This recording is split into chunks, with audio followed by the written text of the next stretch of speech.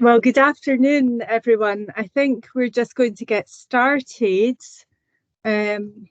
Firstly, thank you for joining us this afternoon for our Stress at Work webinar. Please note that this is being recorded. Before we launch into the webinar, I wanted to tell you a little bit about our speakers today. Our first speaker is Amy Anderson, and Amy is a senior solicitor in our Health and Safety and Regulatory Defence team. Amy advises clients on health and safety investigations, including any health and safety prosecution and also fatal accident inquiries. Amy will explain why health and safety is something that anyone who has staff needs to think about, and particularly in the context of workplace stress. Amy, would you mind just saying hi to everybody? Hi everyone, good afternoon.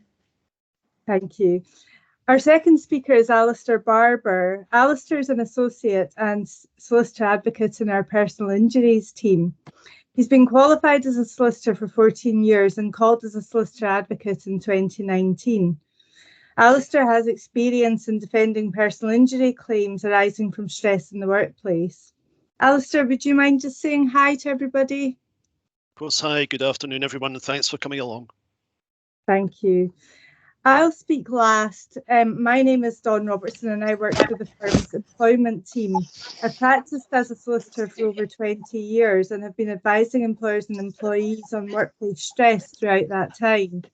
I'm an accredited specialist in employment law and a graduate member of the British Psychological Society. So in summary, you'll hear about stress at work from three different legal perspectives this afternoon, namely stress in the health and safety context, stress in the context of actionable claims, and stress in the context of employment law. In terms of timing, the intention is for each of us to speak for approximately 15 minutes, and that should allow us with 15 minutes or thereabouts for questions at the end. If you do have any questions for the end, could you please either use the chat facility or when we get to the questions part of the session, if you could just unmute yourself to speak. So without further ado, can I pass you over to Amy? Amy, can you please just kick off? Thanks, Dawn. Good afternoon, everyone. So as Dawn said, I'm a senior solicitor in the health and safety team at BTO, so I'm going to speak to you from that perspective today. Now, traditionally, I'd say that the types of actions that come to mind when you think of an employer's failure to manage workplace stress are employment claims and personal injury claims. But over the last few years, the Health and Safety Executive have really been raising awareness of the issue of workplace stress and the statutory health and safety duties on employers to manage this. So what I thought it would be useful to look at today is the HSE's definition of workplace stress, so we know exactly what we're talking about, current statistics surrounding workplace stress, the statutory health and safety duties on employers to manage workplace stress, the HSE's stress management standards and the risk assessment process, and finally, the particularly important part for employers and their insurers, the potential repercussions of non-compliance with the expected standards. They say that workers feel stress when they can't cope with pressures and other issues, and they may feel that they are unable to cope with the demands of their jobs. They're unable to control the way they do their work. They don't receive enough information and support. They're having trouble with relationships at work. They don't fully understand their role and responsibilities, and they're not fully engaged when a business is undergoing change. So there are quite a variety of factors that the HSE can lead to workplace stress. So how often do we come across workplace stress? Well, the HSE's statistics for 2020 and 2021 show that there were an estimated 0.8 million workers affected by work-related stress, depression or anxiety, and those conditions accounted for 50% of all work-related ill health. Stress costs the UK over £5 billion a year, with costs to employers relating to sickness absence, replacement staff, lost production and increased accidents. So clearly stress at work has a huge impact on employers. So what health and safety duties do employers have in relation to workplace stress?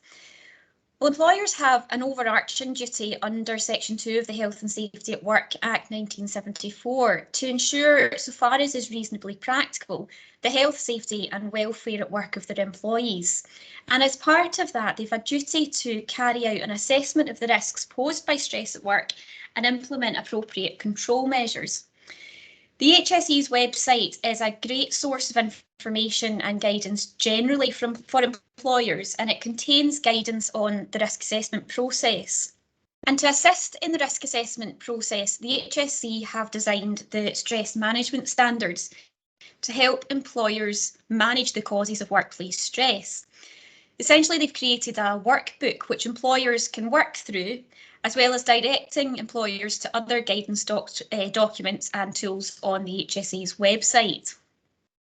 So the management standards cover 6 key areas of work design that the HSE say can affect workplace stress levels.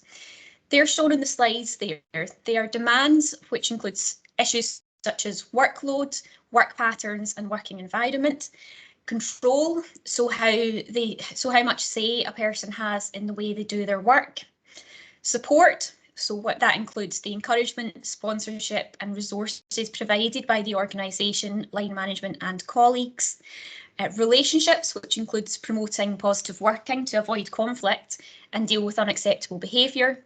Role, so that means whether people understand their role within the organisation and whether there are clear and unambiguous reporting lines. And finally, change, so how organisational change, whether that be large or small, is managed and communicated in the organisation. The risk assessment process that the HSE has set out in the management standards is based on the HSE's familiar 5 steps to risk assessment model, which requires management and staff to work together. The HSE says that employers should firstly identify the stress risk factors, and for that employers really need to understand the management standards that I've just set out. Secondly, they have to decide who might be harmed and how, and for that employers should gather data from various sources.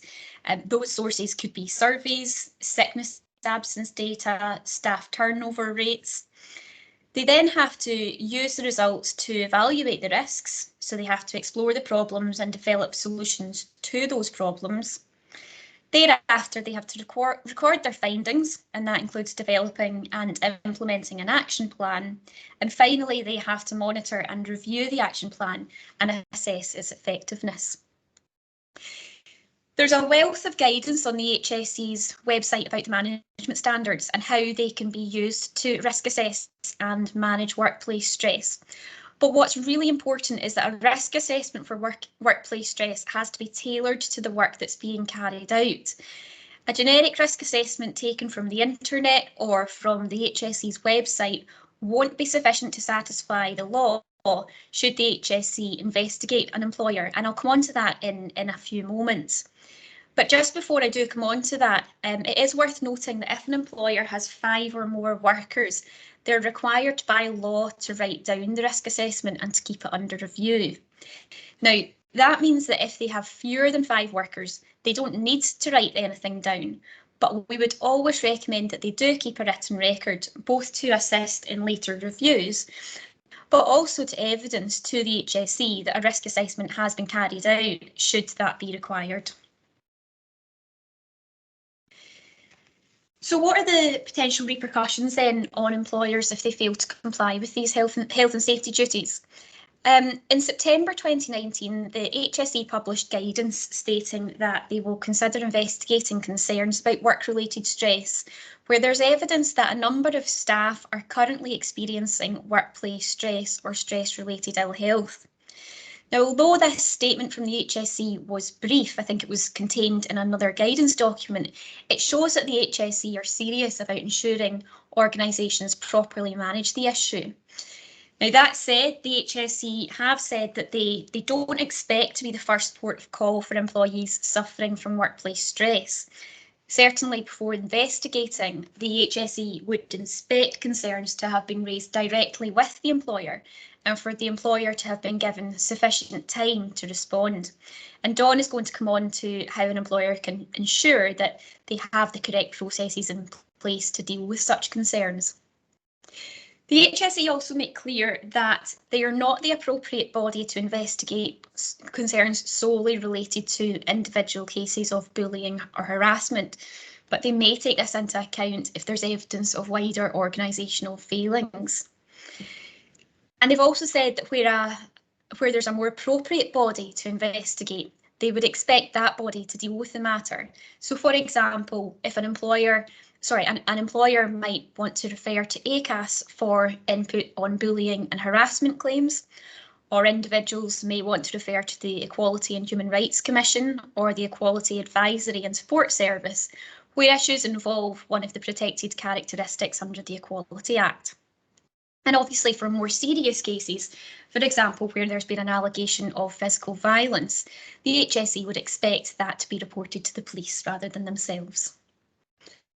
However, where the criteria for enforcement are met and the HSE do decide to investigate, what might that look like?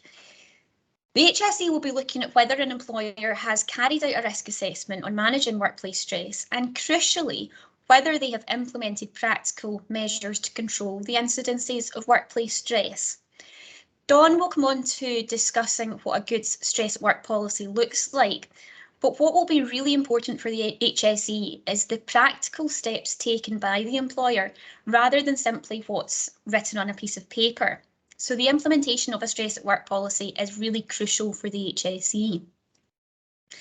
And if the HSE investigate and they do identify failings, then they could take enforcement action. So that could be providing guidance or advice to the employer, or where the HSE considers there to have been a material breach of health and safety law, they could issue an improvement notice requiring the employer to remedy the breach. Alternatively, where they consider there to be a risk of serious personal injury, they could issue a prohibition notice, which essentially prohibits certain activities until the situation's been rectified. And where the HSE considers there to have been a serious breach, it can refer the matter to the Crown Office and Procurator Fiscal Service, recommending prosecution of that company. Now, to date, I'm not aware of there having been any prosecutions arising from an employer's failure to manage workplace stress. But I do understand that HSE inspectors are being trained in the stress management standards and how to enforce them. So certainly there seems to be an appetite for enforcement within the HSE. And with the number of instances of workplace stress increasing year on year, I'd say it's only a matter of time before we see a prosecution.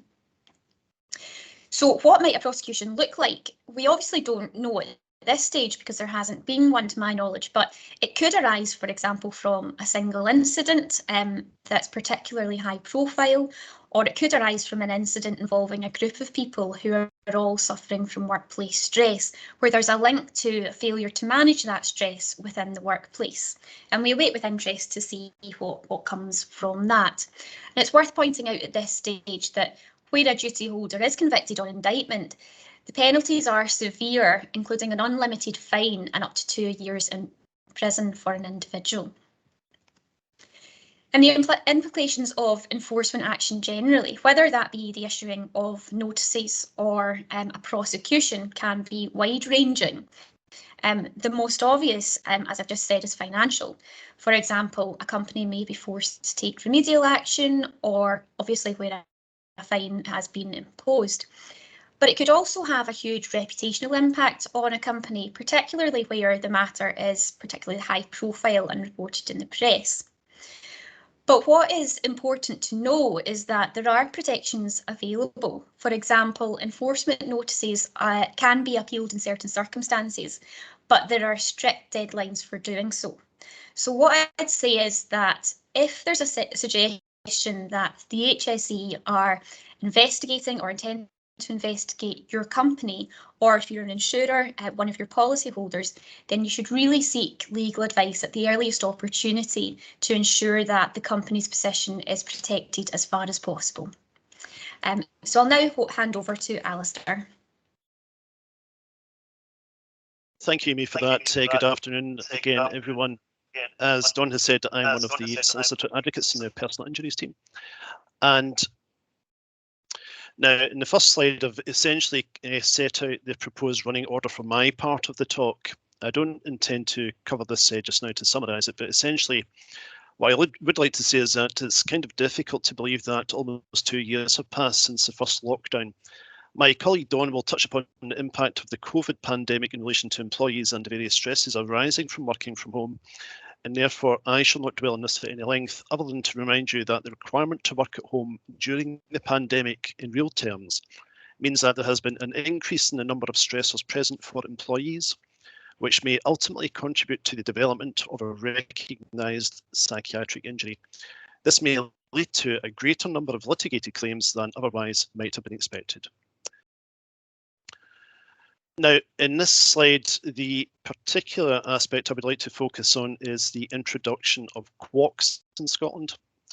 Qualified one-way cost shifting came into force for actions for personal injuries raised in Scotland from the 30th of June 2021 onwards. As we all know, the effect of this is that there are likely to be limited prospects of recovering costs against a pursuer, even if a defence is successful, other than in certain limited circumstances. Due to QOCs, the cost position has swung even more in favour of pursuers, reducing the risk to them financially by a great degree.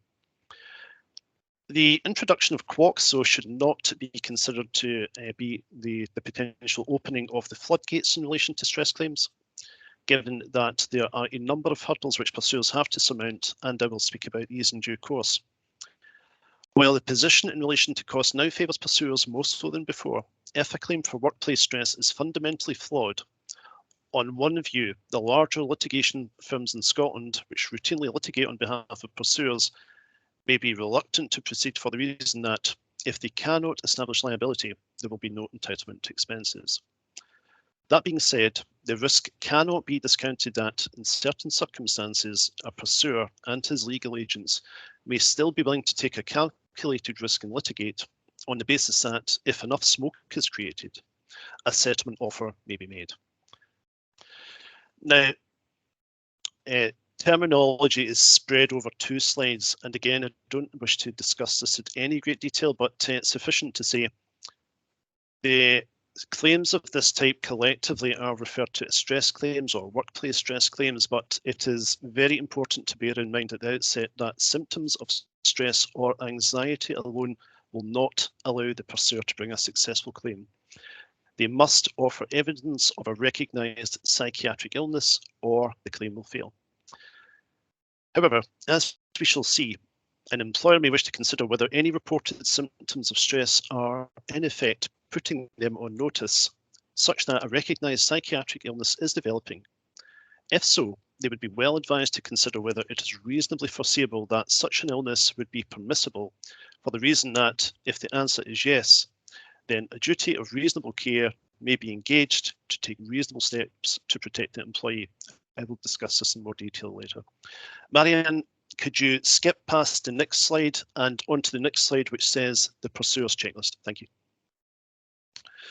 Now, I hope the content of this slide is reasonably self-explanatory. This sets out the main points which the pursuer's agents would need to address with a view to bringing a successful claim. As I've already touched upon, the recognised psychiatric illness is a prerequisite, and medical evidence in support of this would be an absolute essential. If there is no evidence of this, the claim will fail. If, though, this particular hurdle is surmounted by the pursuer, consideration must be then given to whether a court, in hindsight, likely would conclude that the employer, at the relevant time, had been put on notice sufficiently such that it was reasonably foreseeable that the employee was at risk of developing a recognised psychiatric illness in consequence of employment. If the answer to this is yes, then a duty of reasonable care would be owed to the employee. Whether or not the duty has been breached would be a matter ultimately for the court.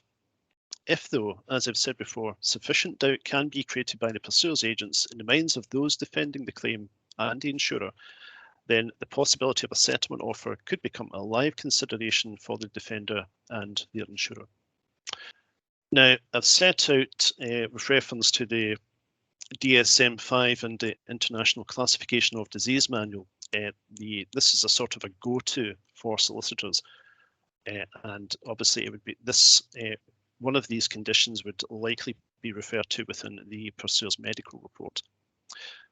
Again, I've said that without evidence of a recognised psychiatric illness, that being one of the disorders within this slide, then the claim would fail. And therefore, there would be no requirement to consider the test for negligence, whether that has been engaged, which I shall discuss in a later slide.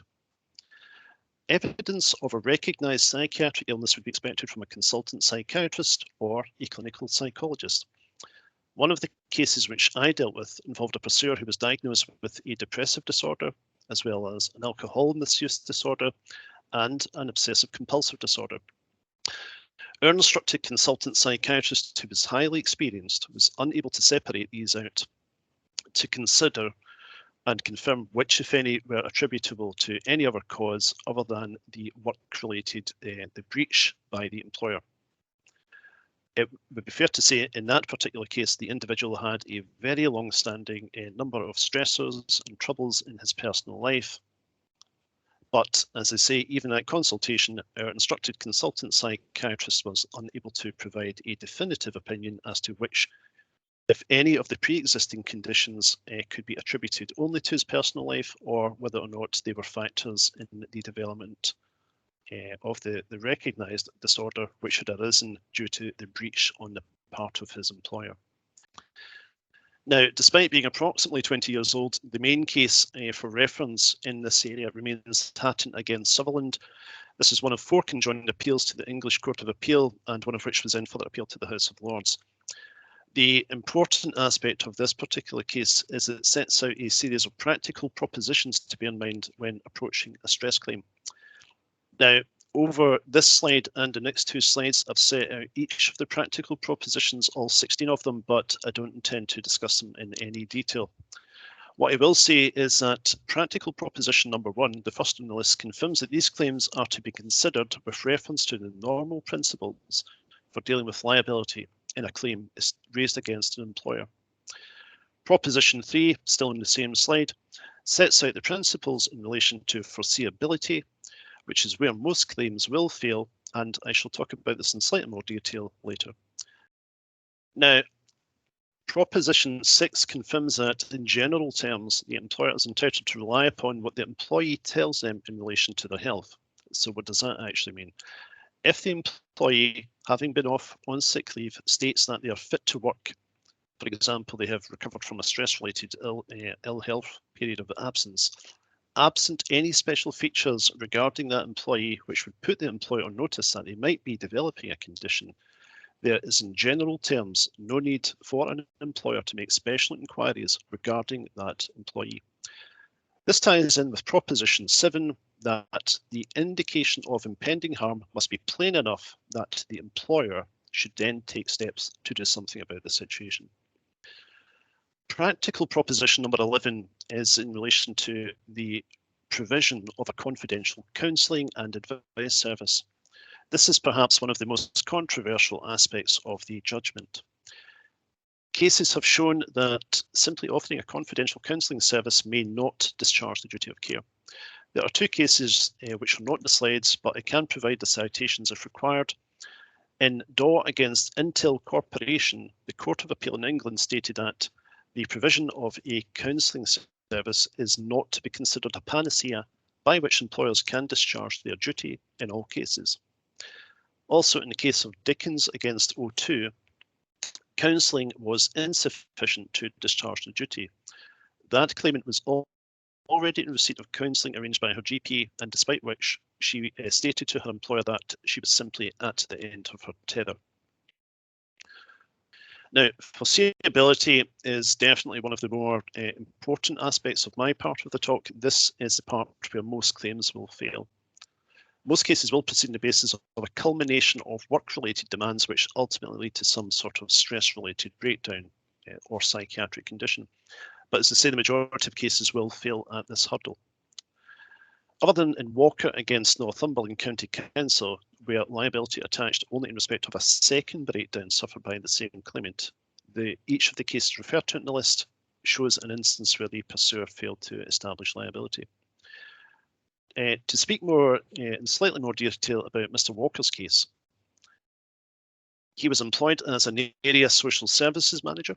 His workload increased, which was a factor in him having suffered a first breakdown in November 1986. During his absence, it was agreed that he would return to work and that he would receive additional support. He thereafter returned to work in March 1987. During his absence, a significant backlog of paperwork had accumulated. The offer of additional support was then withdrawn. His workload continued to increase, and perhaps not surprisingly, he suffered a second breakdown. Ultimately, his employment was terminated in 1988 on the grounds of permanent ill health.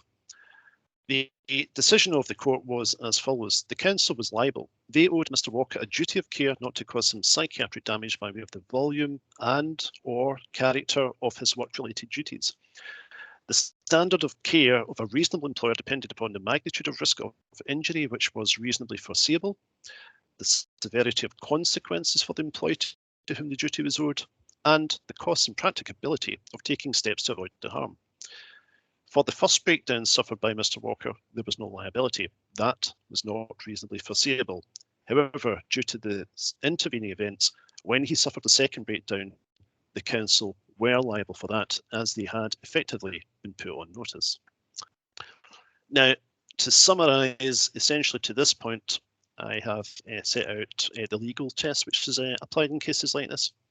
The pursuer must establish that a duty of care was owed to them. There must have been a breach of that duty.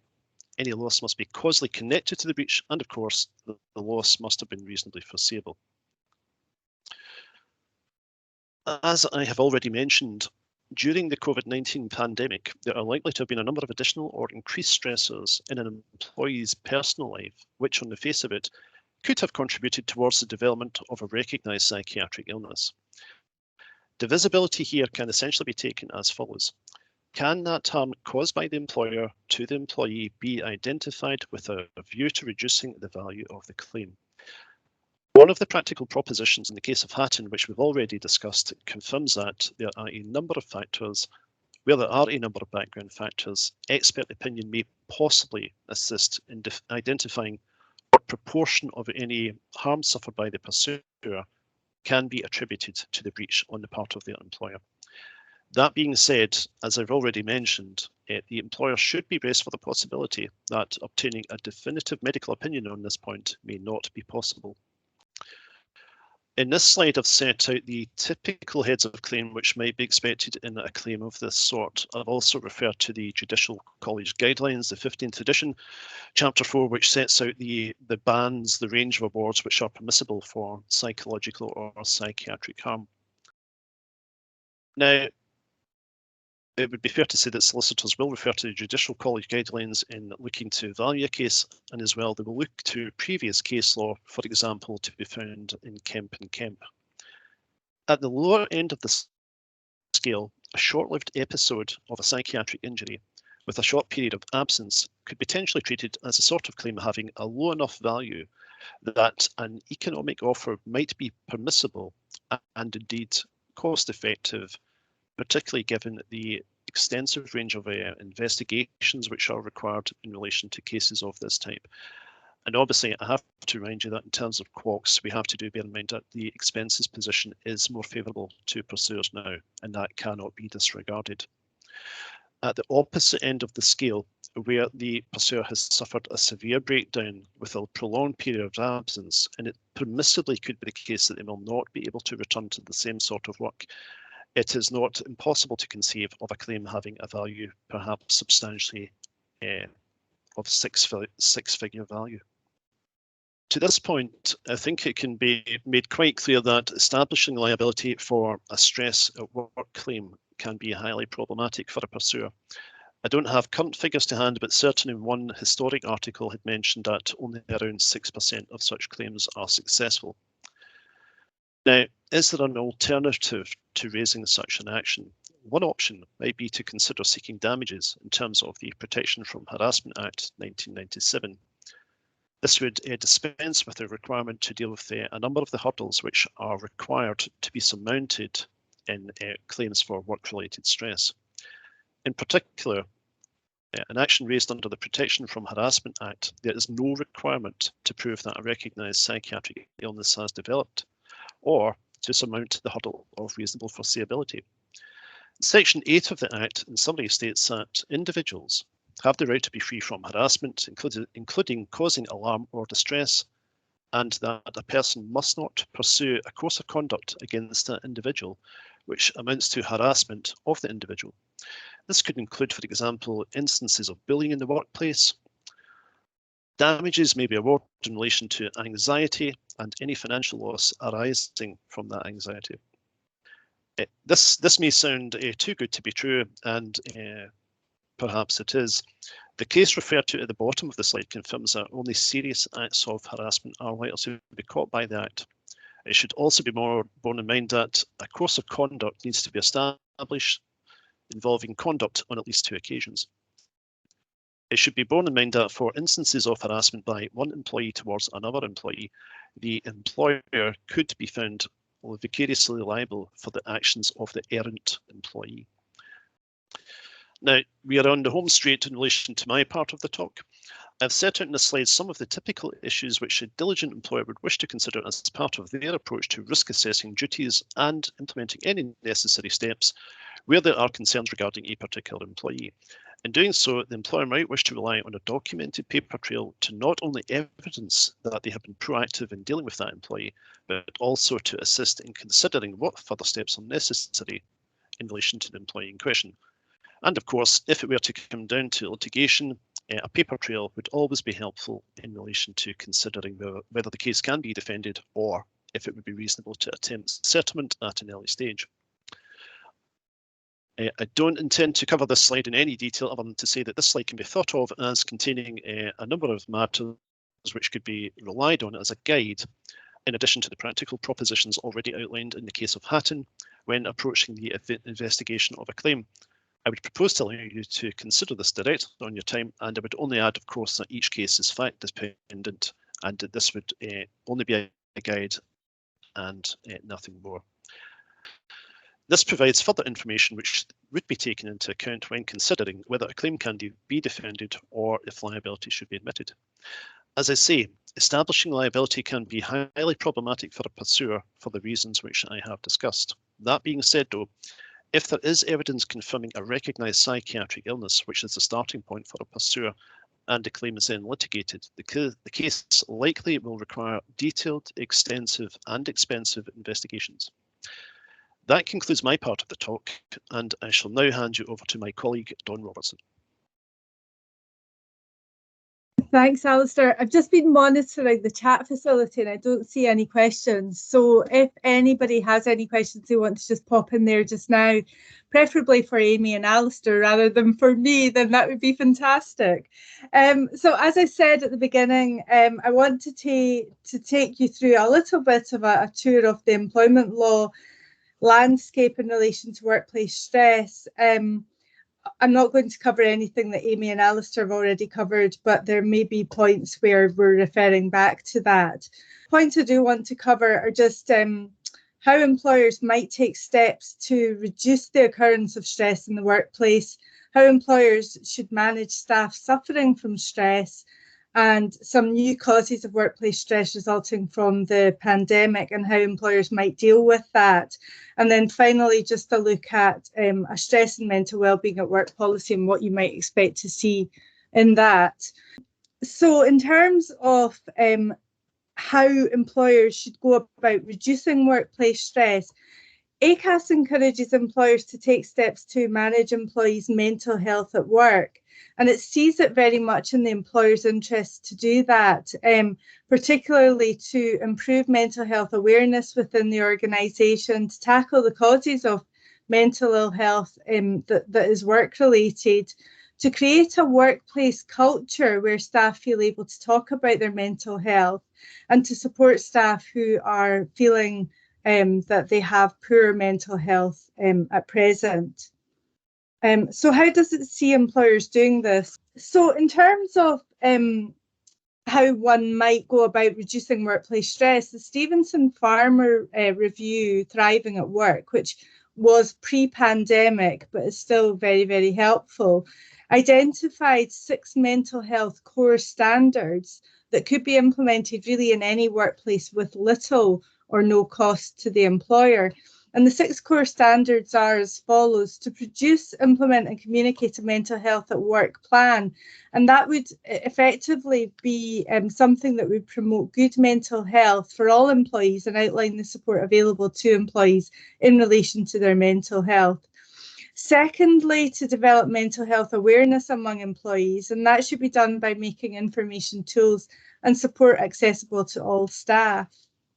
Thirdly, and to encourage open conversations about mental health and the support that's available for employees who may be struggling.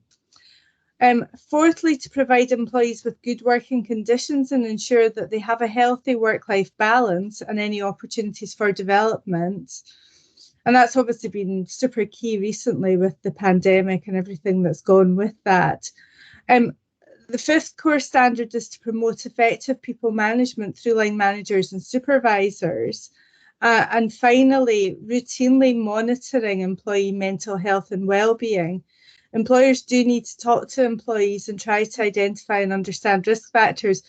I'm not an HR expert, I'm an employment law expert, but it's the kind of thing that you might have staff surveys for, and obviously just one-to-one line management discussions as well. So what about managing staff who are already suffering from workplace stress? This is something that I'm asked about, if not on a daily basis, on a very regular basis within my own practice. Managing staff with stress often involves other types of issues, so absenteeism, performance, sometimes even conduct. And the crucial question for employers is often, can I progress a management system? Can I progress a performance management review? Can I progress an absence review meeting? Can I have a disciplinary process where an employee is claiming that they're stressed? And the simple answer is yes. And if I say it quickly, it sounds easy.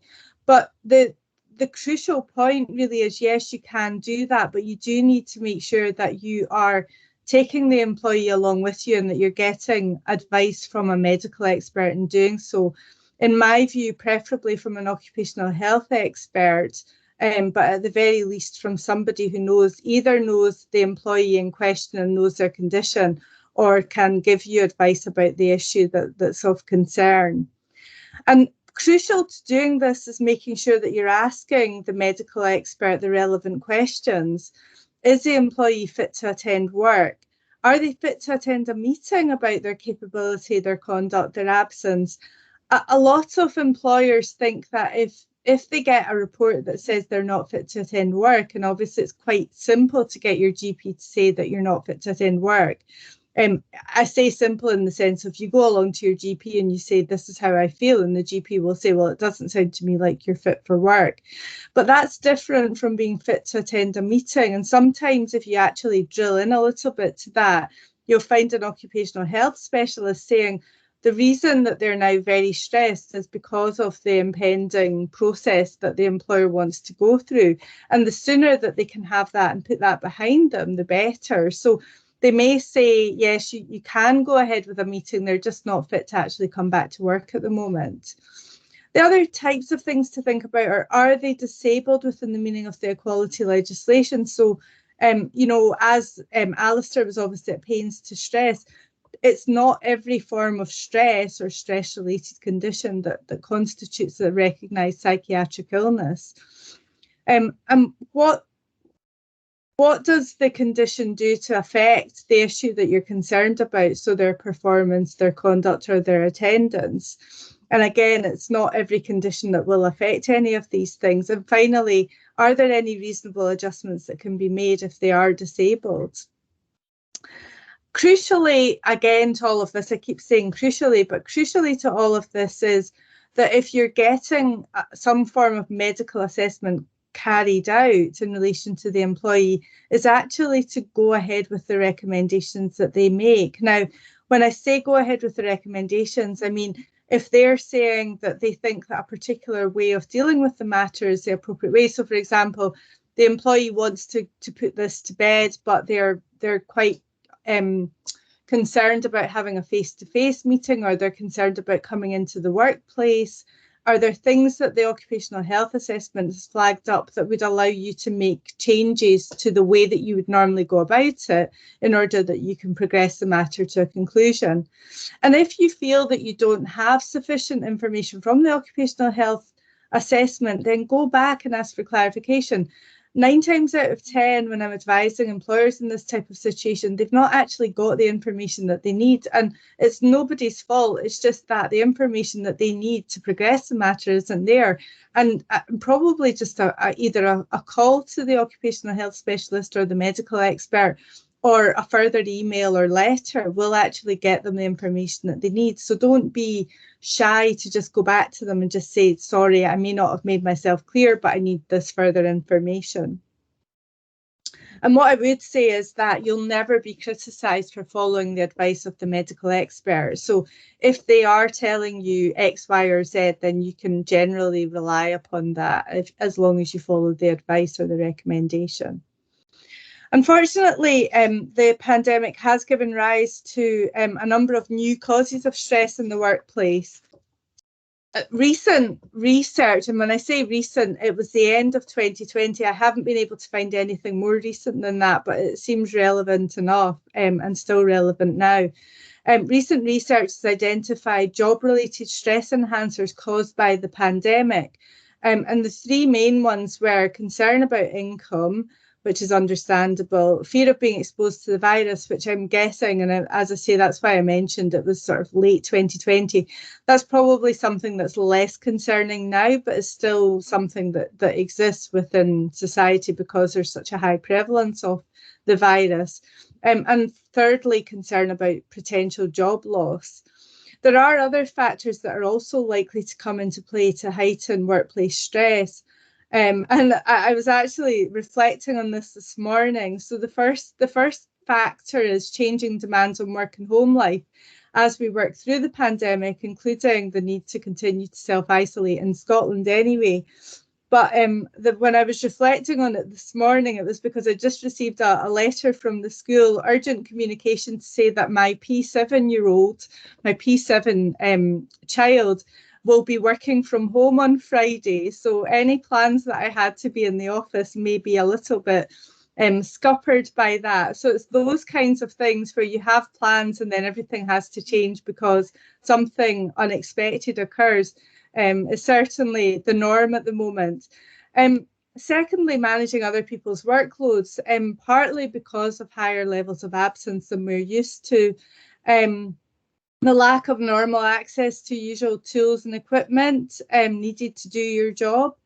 The lack of support and on-the-job training. One of the things that I've certainly identified and seen a lot of is just inductions that employees are used to when they start new jobs. You know, they're having to be done often remotely, often with IT equipment that they're unfamiliar with, and it can be quite challenging for everybody concerned, including the normal trainers as well, to find ways of communicating and ways of learning during a more remote kind of working environment.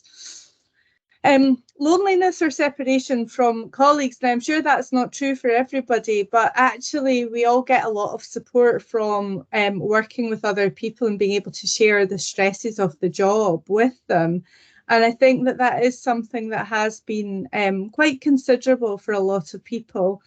And finally, the lack of adequate administrative or technical support. A lot of the jobs that have gone during the pandemic have been administrative type jobs, possibly less so the technical ones. But, you know, if you're having to lick the envelope and put the stamp on it and everything, when normally there would be somebody available to do that kind of work, it's not a big job. But if there's nobody else to do it and you're busy with other things, it can be quite stressful. So what should employers be doing to support employees' mental health, particularly in relation to the pandemic and as a result of the pandemic? As a result of the pandemic, employers are being specifically encouraged to support their employees' mental health by taking some of the following steps. Making sure that staff can work safely and healthily. I mean, these are the obvious things like having hand sanitizer available, having antibacterial wipes available, making sure that people have got enough space in their working environment so that they don't feel they're on top of each other, that type of thing. Protecting staff from discrimination, so making reasonable adjustments to those with a disability, taking care to just understand what may be an issue for them. Carrying out risk assessments, Amy's obviously said a lot about that already. And where appropriate, and I would only say where appropriate, encouraging staff to be vaccinated and giving them the opportunity to attend for vaccination if they're asked to do so.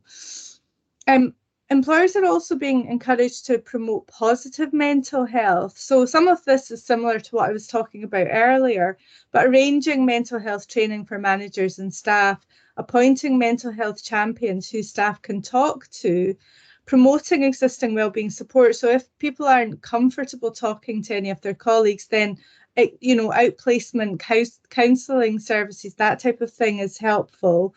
And communicating regularly with staff. So actually just giving them relevant information, but also just giving them a call to check that they're okay.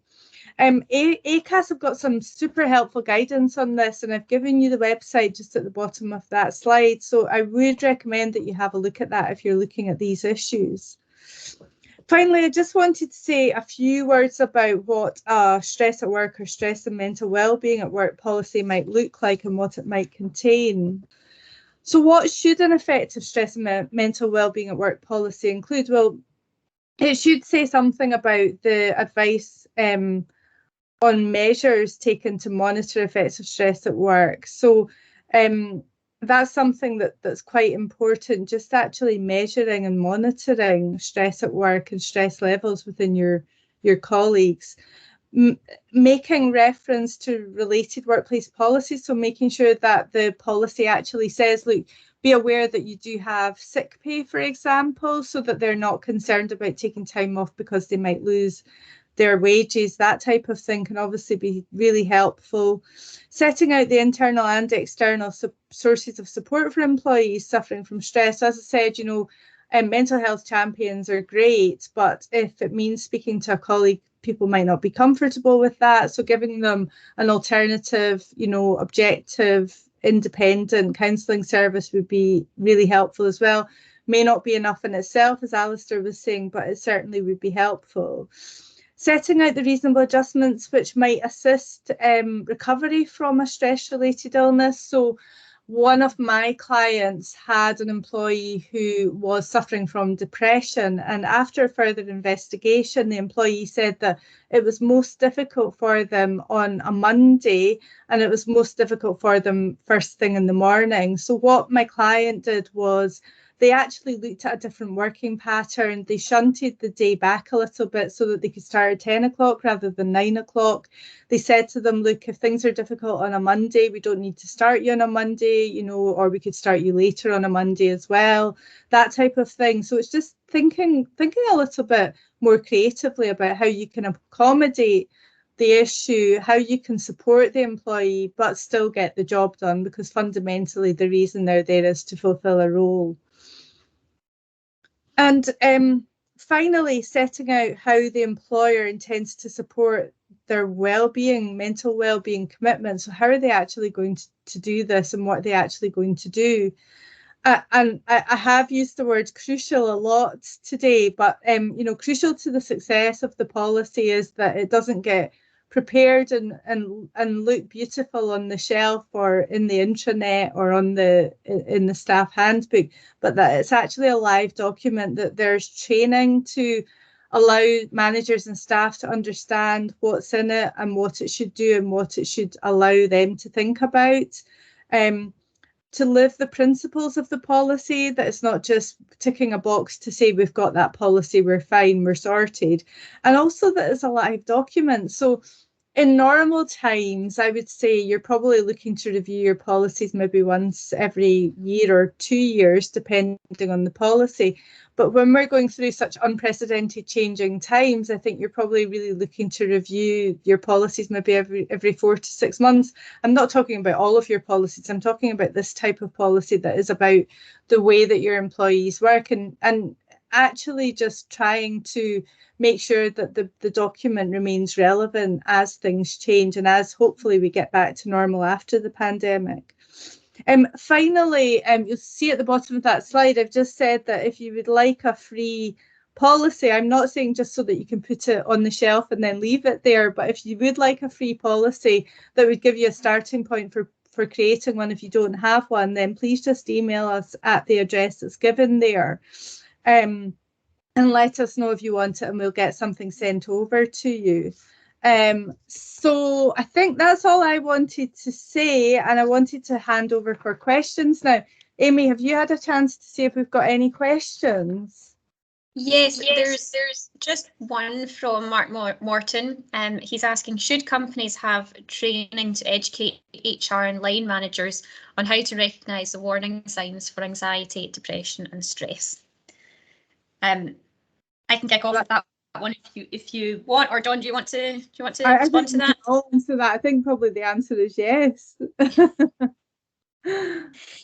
Yeah, I was going to say, I think that would be prudent. I think in order to manage and control workplace stress, it has to be identified in the first place. And so training management to identify and to watch out for the warning signs. And I think that would be a prudent step to take. I don't think we can always rely on an employee who is suffering from stress to report that and to ask for measures to be taken. So I think it would be prudent that managers are trained in that. Yeah. I think actually just following on from that, there was a really kind of sad case a good few years ago now when stress at work cases were quite prevalent in Scotland. And it was a case where basically the employer was not found liable, but the reason they weren't found liable was because the employee had gone to some length to avoid the employer knowing how stressed they were. So they were going home at lunchtime to change their shirt because it was drenched in sweat from the stress that they were suffering. They were drinking copious amounts of water, that kind of thing. But there, this is going back sort of 20 years, and people just weren't looking for the signs of that then. So I think although he was going to great lengths to try to hide the fact that he was suffering from stress, I think had managers and HR been trained on the signs, they may well have identified that. It's not, not looking out for the signs isn't going to find you guilty in a civil court of personal injury. But from an employment perspective and from a duty of care perspective, generally, I think it's a good thing to understand and try and take action where appropriate.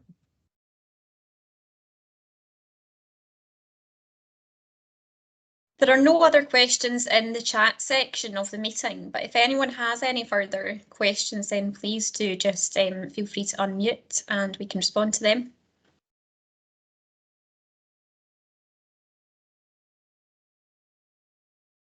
Just while people are thinking about it, I was reflecting, Alistair was saying that it's 20 years since the Hatton case.